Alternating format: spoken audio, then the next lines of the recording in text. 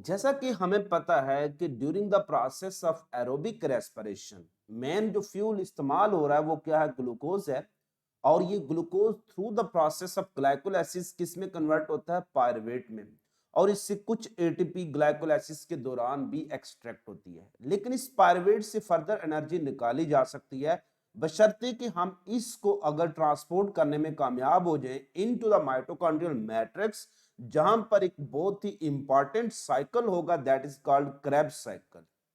सो इस Krebs cycle को आज हम डिटेल में डिस्कस करेंगे और ये वही साइकिल है जो इस पायरुवेट को मुकम्मल ऑक्सीडाइज करता है इनटू कार्बन डाइऑक्साइड, और इससे हमें एटीपी मिलती है और इसके अलावा भी एनर्जी मिलती है इन फॉर्म ऑफ एनएडीएच और एफएडीएच। सबसे पहले हम डिस्कस करते हैं क्रेब्स साइकिल की डेफिनेशन। क्रेब्स साइकिल को जब आप डिफाइन करते हैं तो आपने इसके जो साइकिल है यहां से ही आपने इसको डिफाइन करना है। इस साइकिल पर अगर आप गौर करें तो इस साइकिल में एसिटाइल कोएंजाइम एक मेन रिएक्टेंट है जो इसमें इंटर हो रहा है, और इस साइकिल में जाने के बाद वो गायब हो रहा है। और अल्टीमेटली चूंकि एसिटाइल कोएंजाइम क्या है, टू कार्बन कंपाउंड है, ये अल्टीमेटली मुकम्मल ऑक्सीडाइज हो जाता है इनटू कार्बन डाइऑक्साइड। और इस एसिटाइल कोएंजाइम मुकम्मल किस में कन्वर्ट हो जाएगा, कार्बन डाइऑक्साइड में कन्वर्ट होगा। और साथ ही हमें ये energy in form of ATP भी प्रोवाइड कर रहा है, इन फॉर्म ऑफ एफएडीएच2 भी प्रोवाइड कर रहा है और इन फॉर्म ऑफ एनएडीएच2 भी प्रोवाइड कर रहा है।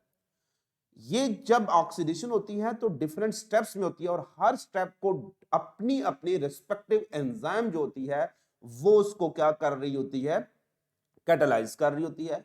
सो सिट्रेट को बनाने वाले एंजाइम का अपना नाम है सिट्रेट सिंथेज एंजाइम है। इसी तरह सक्सेनिक एसिड से फ्यूमारेट में कन्वर्ट करने वाले एंजाइम का अपना नाम है जिसको हम सक्सेनिक एसिड डिहाइड्रोजनेज कहेंगे। तो यानी हर स्टेप कैटालाइज हो रहा है बाय रिस्पेक्टिव एंजाइम। तो अब हम इसको डिफाइन करते हैं कि ये क्या है, एक साइक्लिक सीरीज ऑफ रिएक्शन है। सीरीज ऑफ रिएक्शन है ना, डिफरेंट सीरीज चल रही है, acetyl coenzyme citrate oxaloacetate, इस तरह से कन्वर्जन हो रही है।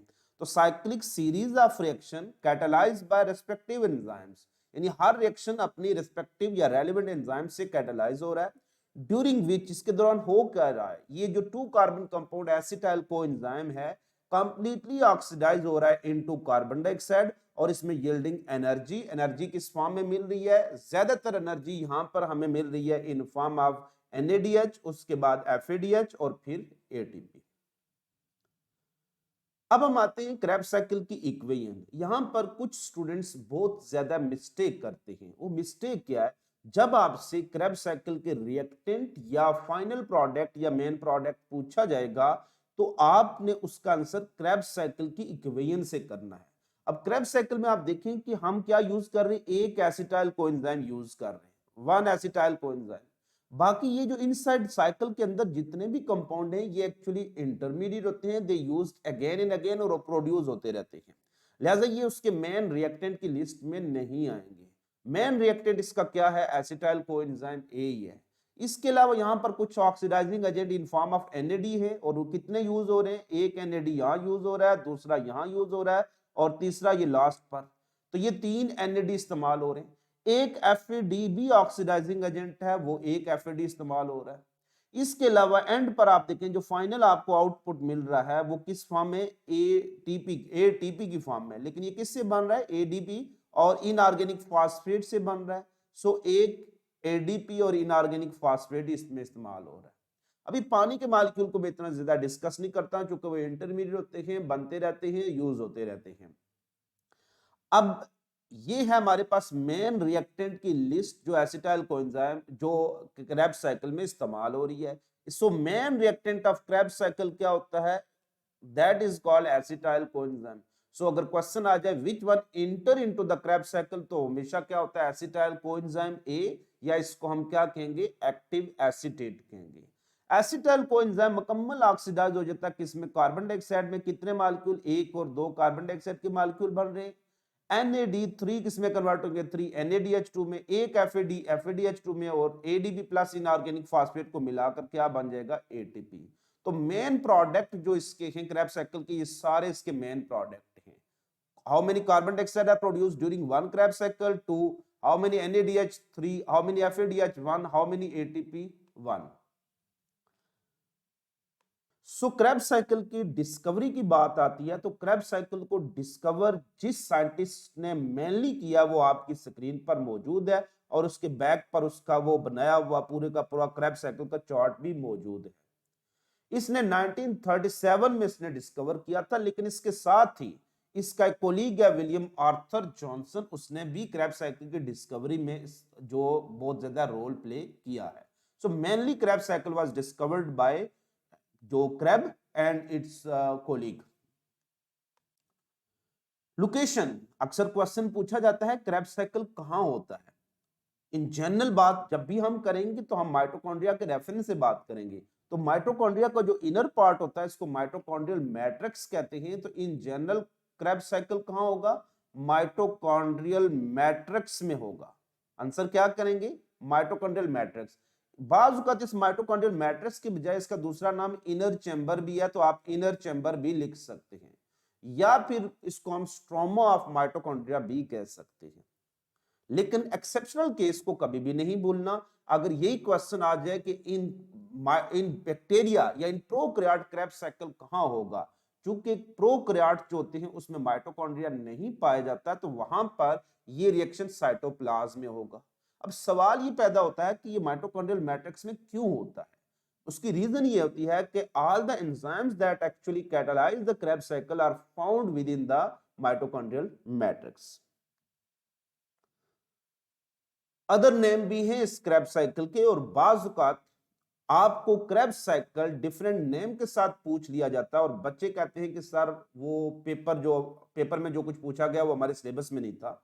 एक्चुअली आपको इसके दूसरे नाम का भी पता होना चाहिए। क्रैब साइकिल को बहुत से दूसरे नाम के साथ भी पुकारा जाता है, जैसे इसके ये सारे नाम हैं। चूंकि ये ज्यादातर नाम इसके जो दिए हुए हैं, जो क्रैब साइकिल इसका नाम है बिकॉज ऑफ इट्स साइंटिस्ट वो डिस्कवर इट, तो ये नाम उसको साइंटिस्ट के बेस पर दिया गया।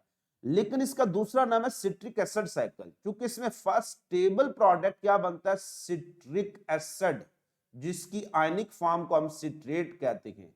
तो because the first stable product of Krebs cycle is citric acid, so it is also called citric acid cycle. Citric acid एक कार्बोक्सिलिक एसिड है, और ये वो कार्बोक्सिलिक एसिड है जिसमें कितने कार्बोक्सिलिक ग्रुप होते हैं? 3 कार्बोक्सिलिक ग्रुप होते हैं। COOH ग्रुप को कार्बोक्सिलिक ग्रुप कहते हैं।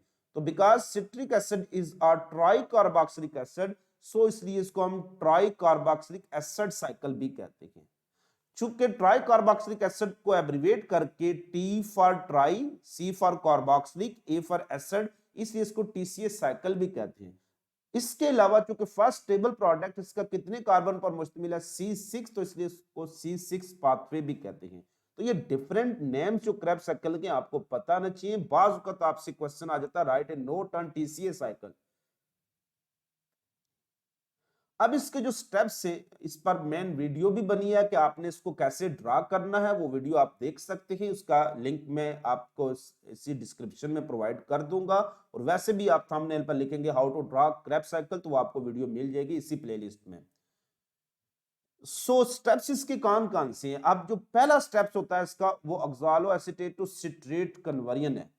याद रखना, प्रिकर्सर वो एक मालिक्यूल रॉ मटेरियल होता है जो किसी भी साइकिल में इनिशियल रिएक्शन में हिस्सा लेता है और वापस रिप्रोड्यूस होता रहता है। हर बार साइकिल को स्टार्ट करेगा और वापस रीजनरेट होगा।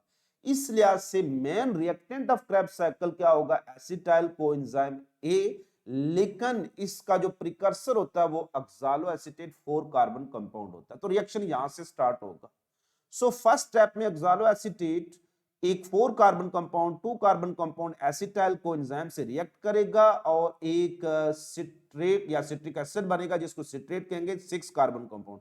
इसलिए जो पहला स्टेप इसका होता है वो है formation of citrate.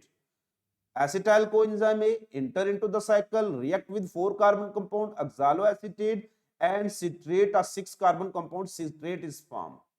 Next citrate अपने एक आइसोमर आइसोसिट्रेट में कन्वर्ट हो जाता है। दोनों का तकरीबन मॉलिक्यूलर फार्मूला एक जैसा होता है। इस स्टेप को कहेंगे आइसोमराइजेशन ऑफ सिट्रेट। इसमें एक पानी का मॉलिक्यूल इंटर होता है और वापस रिलीज हो जाता है। नेक्स्ट जो इसमें एक ऑक्सीडेशन होगी, और इस ऑक्सीडेशन के साथ ही क्या होगी? कार्बन डाइऑक्साइड भी निकलेगी।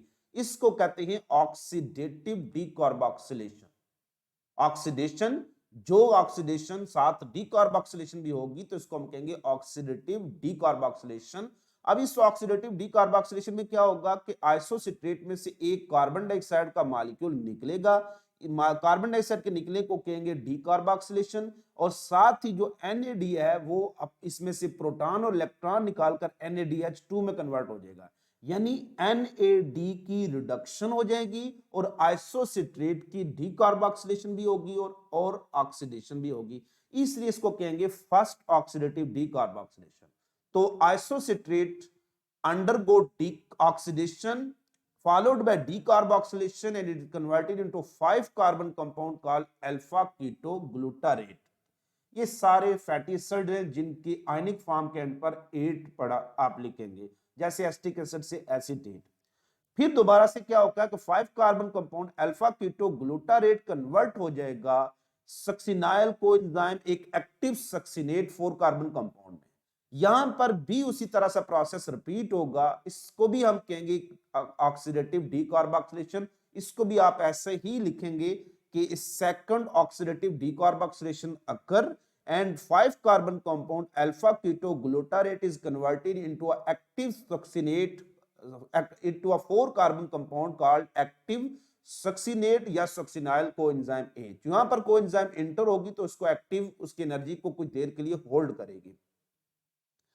सो ये था हमारे पास सेकंड ऑक्सीडेटिव डीकार्बोक्सिलेशन। तो पहला है इसका जो सिट्रेट का बनना, दूसरा isomerisation of citrate, first oxidative decarboxylation, second oxidative decarboxylation. उसके बाद फ्री एनर्जी ट्रांसफर होगा, यानी सक्सिनाइल कोएंजाइम ए के बाद, क्योंकि ये दो लगातार ऑक्सीडेशन से बना है, इसमें बहुत ज्यादा एनर्जी है, इसकी एनर्जी को हम किसी ठिकाने लगाते हैं, इसको सेव कर लेते हैं इन फॉर्मेशन ऑफ एटीपी, लेकिन एटीपी बनेगी विया जीटीपी।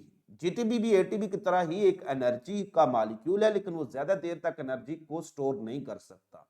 सो जीडीबी प्लस इनऑर्गेनिक फास्फेट को जोड़कर जीटीपी बनाया जाएगा। इसके लिए एनर्जी कहां से निकाली जाएगी? सक्सिनाइल कोएंजाइम से निकालेगी। जैसी एनर्जी निकल जाएगी तो कोएंजाइम वापस बाहर निकल आ जाएगी और सक्सिनाइल किस में कन्वर्ट हो जाएगा? सक्सिनेट में कन्वर्ट हो जाएगा। उसके बाद क्या होगा कि जीटीपी फौरन जीडीपी प्लस इनऑर्गेनिक फास्फेट में टूटेगा और जो एनर्जी रिलीज होगी वो इक्विवेलेंट एनर्जी एडीपी और इनऑर्गेनिक फास्फेट को जोड़कर एटीपी बना दी जाएगी। सो इसलिए इस प्रोसेस को कहते हैं free energy transfer that lead to the formation of ATP molecule by obtaining energy from active acetates. This is called substrate level phosphorylation. फिर सक्सिनेट 4 कार्बन कंपाउंड की ऑक्सीडेशन होगी और वो फ्यूमरेट में कन्वर्ट हो जाएगा। Now oxidising agent is FAD। So next जो step है हमारा क्या है? वो ऑक्सीडेशन ऑफ सक्सिनेट। तो succinate is oxidised into fumarate. Oxidising agent is FAD that is converted into FADH2। फिर फ्यूमरेट में चूंकि पानी ऐड हो रहा है तो इस प्रोसेस को कहेंगे, पानी की एंट्री को कहते हैं hydration. So hydration of fumarate. तो fumarate is hydrated into a 4 carbon compound called malate. फिर मैलेट की ऑक्सीडेशन होगी तो ऑक्सीडेशन ऑफ मैलेट, और malate is oxidised back into the original precursor oxaloacetate. NAD is reduced to NADH2। तो ये different steps हैं जो आपने याद रखने हैं और इन्हीं अपने साइकिल से ही इनको एक्सप्लेन करना है। So ये ओवरऑल जो क्रेब्स साइकिल है, acetyl coenzyme enter into the cycle, react with oxaloacetate and a 6 carbon compound citrate is formed. Citrate is isomerized into its isomer called isocitrate. This isocitrate undergo oxidation followed by decarboxylation and is converted into a 5 carbon compound alpha ketoglutarate.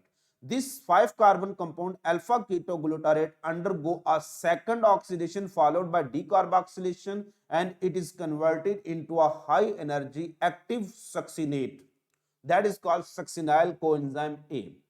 During these two oxidation, a much of energy is actually stored within the succinyl coenzyme A that is converted freely, that is actually transferred freely to produce a molecule of ATP via GTP cycle.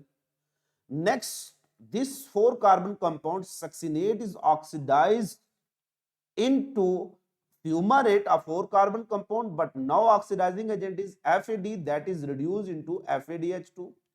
Then fumarate is hydrated into a 4-carbon compound malate by addition of a water molecule, and malate is oxidized back into the original precursor 4-carbon compound oxaloacetate. Now oxidizing agent is NAD that is reduced into NADH2. उम्मीद करता हूं कि आपको Krebs cycle तकरीबन समझ आ चुका होगा और एंटी टेस्ट से रिलेटेड जितने भी से क्वेश्चन है वो आपको तकरीबन उसको समझ आ चुकी होगी। अगर आपको ये वीडियो पसंद आई है तो जरूर लाइक करें, सब्सक्राइब करें और शेयर करें। अगर आप मेरा फेसबुक जो पेज पर ये वीडियो देख रहे हैं तो मेरे यूट्यूब चैनल को जरूर सब्सक्राइब कर लें। इसके बाद में जो क्रैब साइकिल की जो वीडियो बनाऊंगा वो थ्रू आउट इसके एंटी टेस्ट बेस इसमें से एमसीक्यूज कैसे बनते हैं उस पर बनाऊंगा। अपना बहुत सा ख्याल रखिएगा, खुश रहिएगा, खुश रखिएगा, दुआ में याद रखिएगा। फिर मिलेंगे चलते चलते।